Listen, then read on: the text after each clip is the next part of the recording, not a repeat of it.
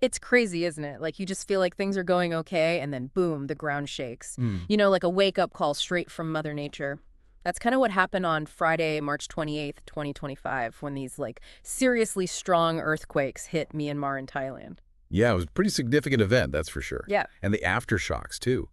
And today, we're diving deep into these earthquakes, looking at what the Associated Press has been reporting, and try to understand what happened, the immediate consequences, and what this all means in a broader context. Right, and there's a lot to unpack here. I mean, we're talking about a 7.7 magnitude earthquake and then, a 6.4 aftershock. And what's really interesting is how far the impact reached, all the way to Bangkok. And of course, trying to figure out what's going on in Myanmar is, well, it's a challenge with everything else going on there. It is. The ongoing civil unrest and the information controls make it really tough to get a clear picture. But let's start with the basics, the earthquakes themselves. The epicenter of that first quake, the 7.7 one, was near Mandalay in Myanmar. Okay, Mandalay, got it. And I think we should talk about the depth of this earthquake because I hear that makes a big difference. It does, yeah. This one was relatively shallow, only about 10 kilometers deep. Okay, so 10 kilometers, that's like, what, 6 miles? A little over 6, yeah.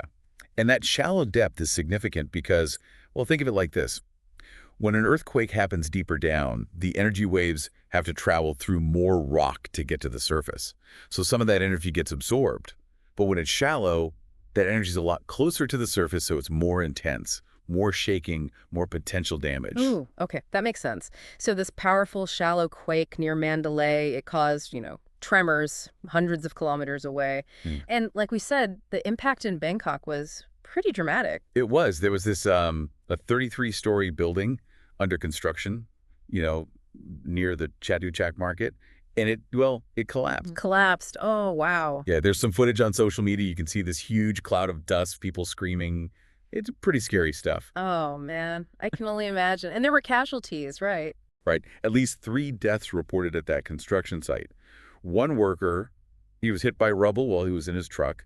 Another was crushed by debris. Oh, that's awful. And there were initial reports of like 90 people missing, with 7 rescued. Wow, that's a lot of people. So beyond that building collapse, what else happened in Bangkok? Well, basically chaos. Sirens were going off all over the city.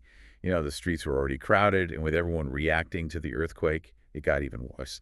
They shut down the rapid transit system, the subway, just as a precaution. Right, makes sense. And I read some pretty intense personal accounts from people who were in Bangkok when it happened. Like there was this woman, April Kanichwanakul. She said she just felt dizzy at first. Yeah, that's actually pretty common, Eh. especially if you're not used to earthquakes. It's that sudden disorientation. Right, right. And then there's Fraser Morton. He was a tourist visiting from Scotland. She was in a mall, and he said the whole building started moving. People were screaming, panicking, running for the exits. Sounds terrifying. It does. And then another person, Warnut Therawat, she was working in an office building, and she said she felt the building creaking, saw lights swinging. She and her colleagues had to run down 12 flights of stairs. Well, it's a long way down. It is. And, she said she'd never experienced anything like that before in Bangkok. Which, yeah, it's understandable. I mean, that region is prone to earthquakes, but for Bangkok, that's pretty unusual. And then there's Paul Vincent, another tourist. He was at a bar when the earthquake hit. He described people rushing out into the street, lots of screaming and panicking.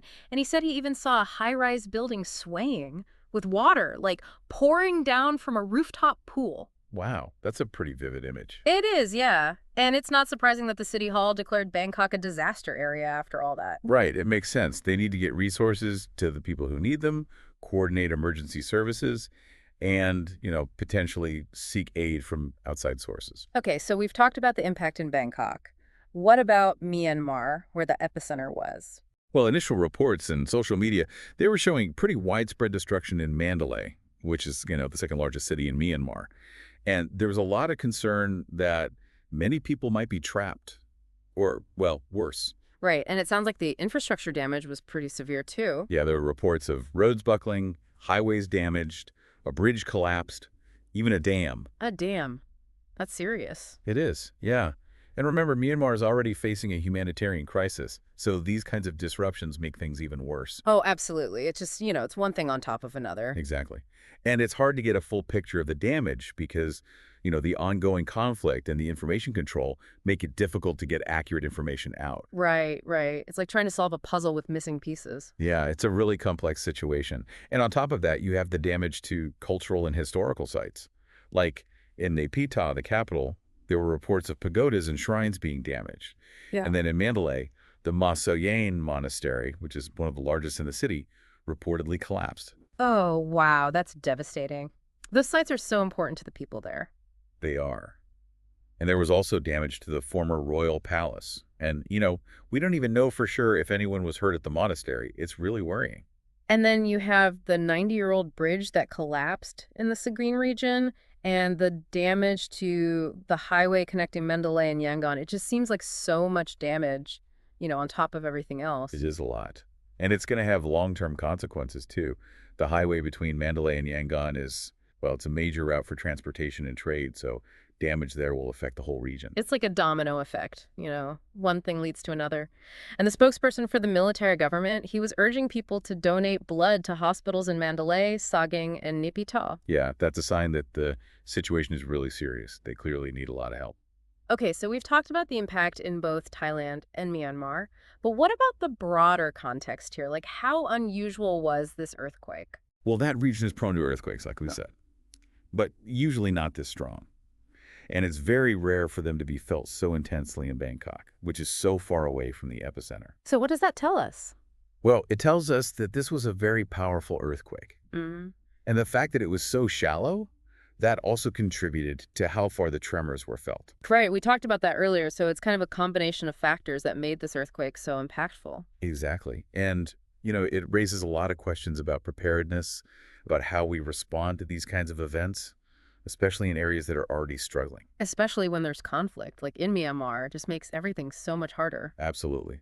The ongoing civil war, the humanitarian crisis, and now this earthquake, it's a perfect storm of challenges for the people there and for the aid organizations trying to help them. Right, and it's hard to know what the long-term effects will be, on top of everything else they're dealing with. Yeah, it's a really complex situation with a lot of unknowns. But one thing is for sure, the road to recovery will be long and difficult.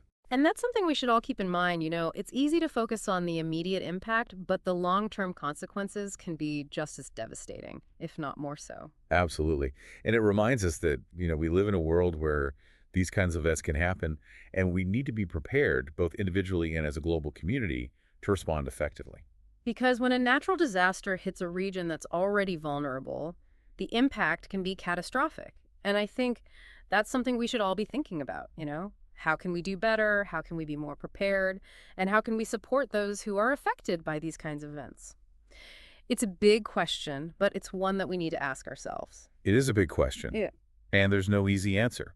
But asking the question is the first step, right?